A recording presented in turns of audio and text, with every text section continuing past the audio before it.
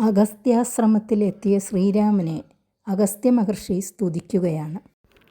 നീ വരുന്നതും പാർത്തു ഞാനിരുന്നിതു മുന്നം, ദേവകളോടും കമലാസനോടും ഭവാൻ ക്ഷീരവാരിധി തീരത്തിങ്കൽ നിന്നരുൾ ചെയ്തു. ഘോരരാവണൻ തന്നെ കൊന്നു ഞാൻ ഭൂമണ്ഡല ഭാരാപഹരണം ചെയ്തിടുവൻ എന്നു തന്നെ. സാരസാസന സകലേശ്വര ദയാനിധേ, ഞാനൊന്നു തുടങ്ങി വന്നിവിടെ വാണിടിനേൻ. ആനന്ദസ്വരൂപനാം നിന്നുടൽ കണ്ടുകൊള്ളുവാൻ താപസജനത്തോടും ശിഷ്യസംഘാതത്തോടും ശ്രീപാദാംബുജം നിത്യം ധ്യാനിച്ചു വസിച്ചു ഞാൻ. ലോകസൃഷ്ടിക്കു മുന്നം ഏകനായാനന്ദനായി ലോകകാരണൻ വികൽപ്പോപാധിവിരഹിതൻ തന്നെ മായ തനിക്കാശ്രയബോധയായി. തന്നെ ശക്തിയെന്നും പ്രകൃതി മഹാമായ നിർഗുണനായ നിന്നെ ആവരണം ചെയ്തിട്ടു തൽഗുണങ്ങളെ അനുസരിപ്പിച്ചിടുന്നതും നിർവ്യാജം വേദാന്തികൾ ചൊല്ലുന്നു നിന്നെ മുന്നം. ദിവ്യമാം അവ്യാകൃതമെന്നുപനിഷദ്വശാൽ മായാദേവിയെ മൂലപ്രകൃതി എന്നും ചൊല്ലും. മായാതീതന്മാരെല്ലാം സംസൃതി എന്നും ചൊല്ലും. വിദ്വാൻമാർ അവിദ്യയെന്നും പറയുന്നുവല്ലോ. ശക്തിയെ പല നാമം ചൊല്ലുന്നു പലതരം. നിന്നാൽ സംക്ഷോഭ്യമാണയാകിയ മായ തന്നിൽ നിന്നുണ്ടായി വന്നു മഹത്വത്വമെന്നല്ലോ ചൊൽവു. നിന്നുടെ നിയോഗത്താൽ മഹത്തത്വത്തിങ്കലേനുണ്ടായി വന്നു പുനരഹങ്കാരവും പുരാ മഹത്തത്വവും അഹങ്കാരവും സംസാരവും. മഹദ്വേദികളേവം മൂന്നായി ചൊല്ലിയിടുന്നു, സാത്വികം രാജസവും താമസമെന്നീ വണ്ണം. വേദ്യമായി ചമഞ്ഞിതു മൂന്നുമെന്നറിഞ്ഞാലും താമസത്തിങ്കൽ നിന്നു സൂക്ഷ്മതന്മാത്രകളും ഭൂമി പൂർവക സ്ഥൂല പഞ്ചഭൂതവും പിന്നെ രാജസത്തിങ്കൽ നിന്നുണ്ടായതിന്ദ്രിയങ്ങളും തേജോരൂപങ്ങളായ ദൈവതങ്ങളും പിന്നെ സാത്വികത്തിങ്കൽ നിന്നു മനസ്സുമുണ്ടായി വന്നു. സൂത്രരൂപകം ലിംഗമിവറ്റിൽ നിന്നുണ്ടായി സർവത്ര വ്യാപ്ത സ്ഥൂല സഞ്ചയത്തിങ്കൽ നിന്നു ദിവ്യനാം വിരാട് പുമാനുണ്ടായതെന്നു കേൾപ്പു. അങ്ങനെയുള്ള വിരാട് പുരുഷൻ തന്നെയല്ലോ തിങ്ങിയിടും ചരാചര ലോകങ്ങളാകുന്നതും. ദേവമാനുഷാതിര്യജ്ഞോനിജാതികൾ ബഹുസ്ഥാവര ജംഗമമൗഘപൂർണമായി ഉണ്ടായി വന്നു. ത്വന്മായ ഗുണങ്ങളെ മൂന്നുമാശ്രയിച്ചല്ലോ ബ്രഹ്മാവും വിഷ്ണുദാനും രുദ്രനുമുണ്ടായി വന്നു.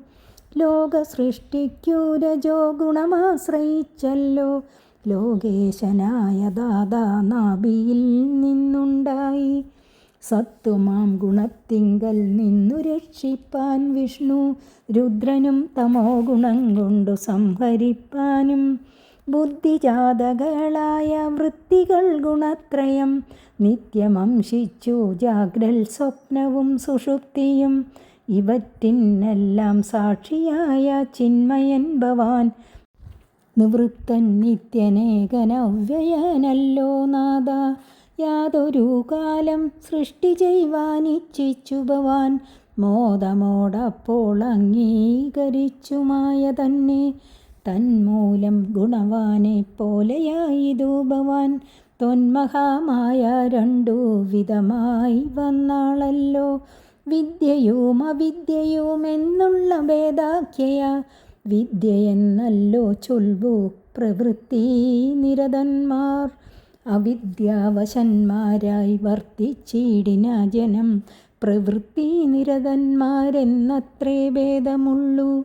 വേദാന്തവാക്യാർത്ഥവേദികളായി സമന്മാരായി പാദഭക്തന്മാരായുള്ളവർ വിദ്യാത്മകന്മാർ, അവിദ്യാവശകന്മാർ നിത്യസംസാരികളെന്നവശ്യം തത്വജ്ഞന്മാർ ചൊല്ലുന്നു നിരന്തരം.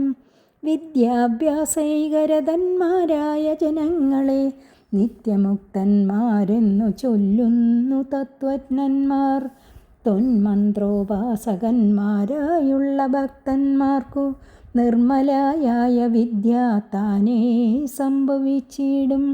മറ്റുള്ള മൂഢന്മാർക്കു വിദ്യയുണ്ടാകയെന്നതും ചെറ്റില്ല 100,000 ജന്മങ്ങൾ കഴിഞ്ഞാലും.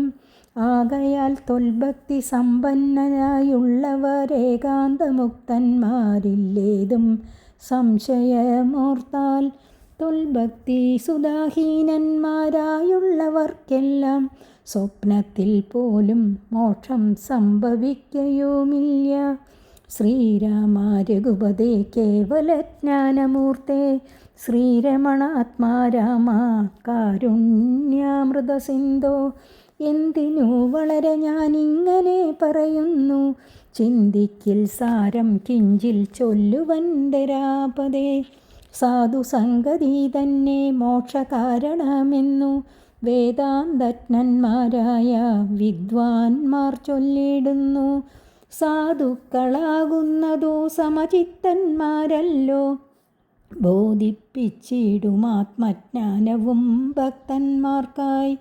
നിസ്പൃഹന്മാരായി വിഗണൈദഷണന്മാരായ സദാ തൊൽഭക്തന്മാരായി നിവൃത്താകില കാമന്മാരായി ഇഷ്ടാനിഷ്ടപ്രാപ്തികൾ രണ്ടിലും സമന്മാരായി നഷ്ടസംഗന്മാരുമായി സന്യസ്തകർമാക്കളായി തുഷ്ടമാനസന്മാരായി ബ്രഹ്മതൽപരന്മാരായി ശിഷ്ടാചാരൈകപാരായണന്മാരായി നിത്യം യോഗാർത്ഥം യമനിയമാദി സമ്പന്നന്മാരായ ഏകാന്തേ ശമദമസാധനയുക്തന്മാരായി സാധുക്കളവരോടു സംഗതി ഉണ്ടാകുമ്പോൾ ചേതസി ഭവൽകഥാശ്രവണേ രതിയുണ്ടാം. തൊൽകഥാശ്രവണേന ഭക്തിയും വർദ്ധിച്ചിടും. ഭക്തി വർദ്ധിച്ചിടുമ്പോൾ വിജ്ഞാനമുണ്ടായി വരും. വിജ്ഞാനജ്ഞാനാദികൾ കൊണ്ടു മോക്ഷവും വരും. വിജ്ഞാതമെന്നാൽ ഗുരുമുഖത്തിൽ നിന്നിതെല്ലാം. ആകയാൽ തൊൽഭക്തിയും നിങ്കലെ പ്രേമവായ്പും രാഘവ സദാ ഭവിക്കേണമേ ദയാനിധേ.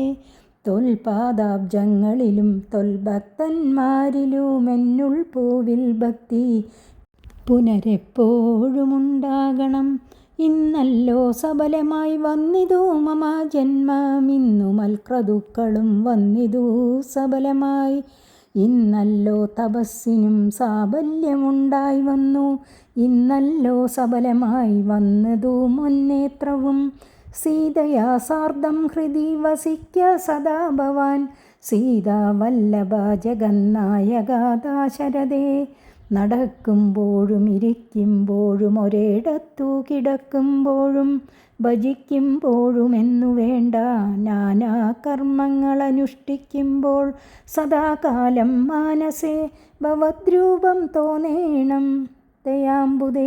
കുംഭസംഭവനിധി സ്തുതിച്ചു ഭക്തിയോടെ ജംബാരി തന്നാൽ മുന്നം നിക്ഷിപ്തമായ ചാപം ബാണതൂണീരത്തോടും കൊടുത്തു ഖഡ്ഗത്തോടും ആനന്ദവിവശനായി പിന്നെയും അരുൾ ചെയ്താൻ. ഭൂഭാരഭൂതമായ രാക്ഷസവംശം നിന്നാൽ ഭൂപതേ വിനിഷ്ടമായിടേണം വൈകിടാതെ. സാക്ഷാൽ ശ്രീനാരായണനായ നീ മായയോടും രാക്ഷസവധത്തിനായി മർത്യനായി പിറന്നതും 2 യോജന വഴി ചെല്ലുമ്പോൾ ഇവിടെ നിന്നുണ്ടല്ലോ പുണ്യഭൂമിയാകിയ പഞ്ചവടി. ഗൗതമി തീരെ നല്ലൊരാശ്രമം ചമച്ചതിൽ സീതയാ വസിക്കപോയി ശേഷമുള്ളൊരു കാലം. തത്രൈവ വസിച്ചു നീ ദേവകാര്യങ്ങളെല്ലാം സത്വരം ചെയ്കെന്നുടൻ അനുജ്ഞ നൽകി മുനി. ശ്രുത്വൈതൽ സ്തോത്രസാരമഗസ്ത്യ സുഭാഷിതം തത്വാർത്ഥ സമന്വിതം രാഘവൻ തിരുവടി. ബാണചാപാദികളും തത്രൈവ നിക്ഷേപിച്ചു.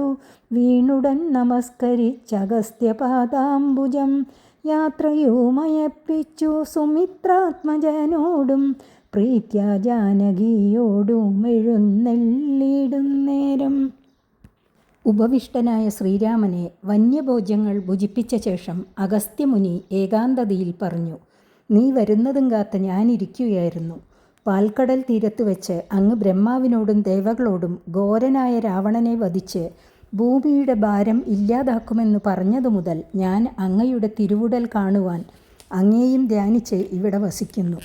ലോക സൃഷ്ടിക്ക് മുമ്പ് ഏകനും ആനന്ദമയനും ലോകകാരണനുമായ അങ്ങുണ്ടായിരുന്നു. സൃഷ്ടിക്ക് കാരണഭൂതയായ മായ അങ്ങയുടെ തന്നെ ശക്തിയാകുന്നു.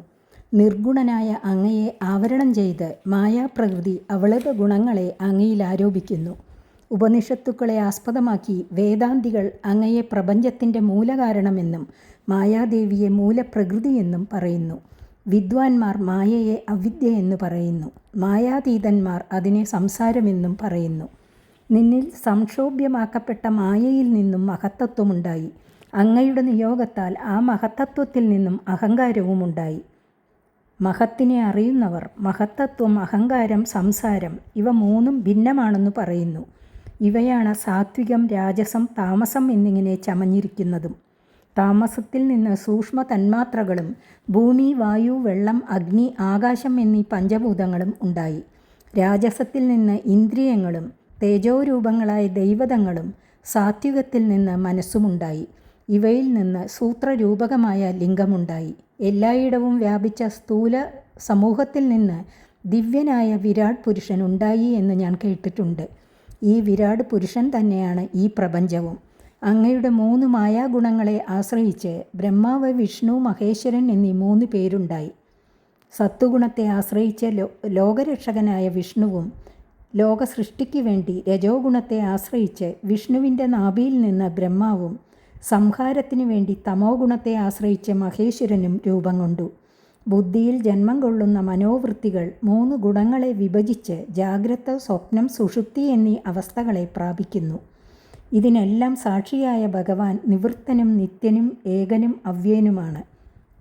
അങ്ങ് പ്രപഞ്ച സൃഷ്ടി നടത്തണമെന്ന് ചിന്തിച്ച മാത്രയിൽ സന്തോഷത്തോടെ മായയെ അംഗീകരിച്ചു. അതുകൊണ്ട് അങ്ങ് ഗുണവാനെ പോലെയായി. മഹാമായ വിദ്യയെന്നും അവിദ്യയെന്നും ഉള്ള പേരോടെ 2 വിധമായി തീർന്നു. സാംസാരിക ബന്ധനങ്ങളിൽ നിന്ന് നിവൃത്തി നേടിയവർ മായയെ വിദ്യ എന്ന് പറയുന്നു. അജ്ഞാനികൾ പ്രവൃത്തി നിരതന്മാരായിരിക്കും. വേദാന്ത വാക്യാർത്ഥങ്ങൾ അറിയുന്ന അങ്ങയുടെ ഭക്തന്മാർ വിദ്യാത്മകരാണ്. അവിദ്യയ്ക്ക് അധീനരായവർ ലൗകികന്മാരാണെന്നും വിദ്യയെ അനുശീലനം ചെയ്യുന്നതിൽ മുഴുകുന്നവർ നിത്യമുക്തന്മാരുമാണെന്നാണ് തത്വജ്ഞാനികളുടെ അഭിപ്രായം. അങ്ങയുടെ നാമം ജപിക്കുന്ന ഭക്തർക്ക് നിർമ്മലമായ വിദ്യ സ്വയം സിദ്ധമാകുന്നു. മറ്റുള്ള മൂഢന്മാർക്ക് 100,000 ജന്മങ്ങൾ കഴിഞ്ഞാൽ പോലും വിദ്യ ഉണ്ടാകുകയില്ല. അതുകൊണ്ട് അങ്ങയിൽ ഭക്തിയുള്ളവർ മുക്തന്മാർ തന്നെയാണ്. ഭക്തിവിഹീനന്മാരായുള്ളവർക്ക് സ്വപ്നത്തിൽ പോലും മോക്ഷം ലഭിക്കുകയില്ല. ശ്രീരാമ, രഘുപതേ, എന്തിനു കൂടുതൽ ഞാൻ ഇങ്ങനെ പറയുന്നു. ധരാപതേ, സാരമായ കാര്യം ഞാൻ അല്പം പറയാം. വേദാന്തജ്ഞന്മാർ സജ്ജന സഹവാസം മോക്ഷകരമാണെന്ന് പറയുന്നു. സമചിത്തന്മാരായ സജ്ജനങ്ങൾ ഭക്തന്മാർക്ക് ആത്മജ്ഞാനം പകർന്നു നൽകും. ആഗ്രഹമില്ലാത്തവരും ആസക്തിയില്ലാത്തവരും ഇഷ്ടാനിഷ്ടപ്രാപ്തികൾ രണ്ടിലും സമന്മാരായിട്ടുള്ളവരും സംഘങ്ങളില്ലാതെ കർമ്മസന്യാസം നേടിയവരും സന്തുഷ്ടചിത്തരും ബ്രഹ്മതൽപരരായവരും കാമക്രോധാദികളില്ലാത്തവരും സത്പ്രവൃത്തികളിൽ മാത്രം താൽപ്പര്യമുള്ളവരുമായ സജ്ജനരായ ഭക്തജനങ്ങളോട് സംഗമമുണ്ടാകുമ്പോൾ ഭഗവത് കഥകൾ കേൾക്കുന്നതിന് താൽപ്പര്യമുണ്ടാകും. അങ്ങയുടെ കഥകൾ കേൾക്കുമ്പോൾ ഭക്തി വർദ്ധിക്കും. ഭക്തി വർദ്ധിക്കുമ്പോൾ വിജ്ഞാനവും ഉണ്ടാകും. വിജ്ഞാനം, ജ്ഞാനം തുടങ്ങിയവ കൊണ്ട് മോക്ഷം ലഭിക്കും. ഇതെല്ലാം ഞാൻ ഗുരുവിൽ നിന്ന് അറിഞ്ഞതാണ്. അതുകൊണ്ട് അങ്ങയോടുള്ള ഭക്തിയും സ്നേഹവായ്പും എല്ലായ്പ്പോഴും എന്നിലുണ്ടാകാൻ അനുഗ്രഹിക്കണം. അങ്ങയുടെ പാദങ്ങളിലും ഭക്തന്മാരിലും എനിക്ക് എപ്പോഴും ഭക്തിയുണ്ടാകണം. എൻ്റെ ജന്മം ഇന്ന് സഫലമായി. എൻ്റെ യാഗങ്ങൾക്കും ഫലസിദ്ധി ഉണ്ടായി. എൻ്റെ കണ്ണുകളും സഫലമായി. സീതാപതേ, ദശരഥേ, സീതയോടൊപ്പം എൻ്റെ ഹൃദയത്തിൽ എന്നും വസിച്ചാലും നാനാകർമ്മങ്ങൾ അനുഷ്ഠിക്കുമ്പോഴും അങ്ങയുടെ രൂപം എൻ്റെ മനസ്സിൽ എപ്പോഴും ഉണ്ടാകണം. അഗസ്ത്യ മഹർഷി ഇങ്ങനെ ഭക്തിപൂർവം ഭജിച്ചിട്ട് ദേവേന്ദ്രനാൽ നൽകപ്പെട്ടിരുന്ന വില്ലും അമ്പും ആവനാഴിയും വാളും ശ്രീരാമന് നൽകിക്കൊണ്ട് ആനന്ദവിവശനായി പിന്നെയും പറഞ്ഞു, ഭൂപതേ, ഭൂമിക്ക് ഭാരമായുള്ള രാക്ഷസന്മാരെ നീ വൈകാതെ നശിപ്പിക്കണം. സാക്ഷാൽ ശ്രീനാരായണനായ നീ മായാദേവിയോടൊത്ത് രാക്ഷസവധത്തിനു വേണ്ടിയാണ് മനുഷ്യനായി ജനിച്ചത്. ഇവിടെ നിന്ന് 2 യോജന ദൂരെ ചെല്ലുമ്പോൾ പുണ്യഭൂമിയായ പഞ്ചവടി കാണാം. അവിടെ ഗൗതമി നദീതീരത്ത് നല്ലൊരാശ്രമം നിർമ്മിച്ച് സീതയോടൊത്ത് സുഖമായി ശേഷിച്ച കാലം വസിക്കുക. അവിടെ വസിച്ചുകൊണ്ട് നീ ദേവകാര്യങ്ങളെല്ലാം പെട്ടെന്ന് ചെയ്യണം. ഇത്രയും പറഞ്ഞ് മഹർഷി അനുജ്ഞ നൽകി. അഗസ്ത്യൻ്റെ സ്തുതിവചനങ്ങളും തത്വാർത്ഥമയമായ സുഭാഷിതവും കേട്ട് ശ്രീരാമദേവൻ ബാണചാപാദികൾ നിലത്തുവെച്ച് സാഷ്ടാംഗം പ്രണാമം ചെയ്തു. രാമായ രാമഭദ്രായ രാമചന്ദ്രായ വേദസേ രഘുനാഥായ നാഥായ സീതായ പദയേ നമഃ.